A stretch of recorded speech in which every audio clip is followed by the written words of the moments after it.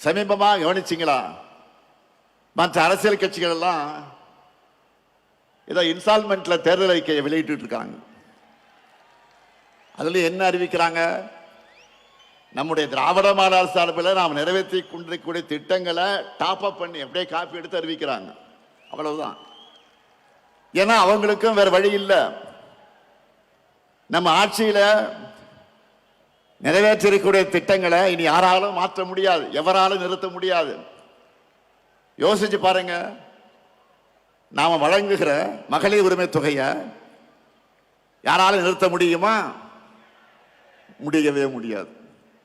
அப்படி அவங்க நினைச்சால அவங்க வீட்டு பெண்களை அவங்களுக்கு கட்சிக்கு ஓட்டு போட மாட்டாங்க, வீட்டை விட்டு வெளில அனுப்பிச்சிடுவாங்க. அதனாலதான் இப்ப அதிகப்படுத்தி அறிவிக்கிறாங்க. அடுத்து பள்ளி குழந்தைகளுக்கான காலை உணவு திட்டத்தை யாராவது கை வைக்க முடியுமா? சொல்லுங்க, முடியுமா? அந்த குழந்தைகளை பட்டினி போட்டா தமிழ்நாட்டு மக்கள் அவங்க சும்மா விட மாட்டாங்க. அதே மாதிரி பெண்களுக்கான விடியல் பயண திட்டத்தை அவங்களால மாற்ற முடியுமா? முடியாது. இன்னும் இருக்கு.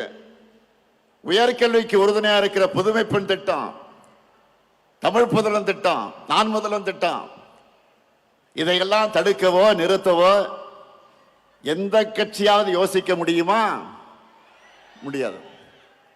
அது மட்டுமல்ல, முதியவர்களுக்கு வீடு தேடி ரேஷன் தரக்கூடிய தாயுமானவர் திட்டம், வீடு தேடி மருத்துவம் தரக்கூடிய மக்களை தேடி மருத்துவம் திட்டம், இதையெல்லாம் தொடர மாட்டோம் எந்த கட்சியாவது வாய் திறக்க முடியுமா?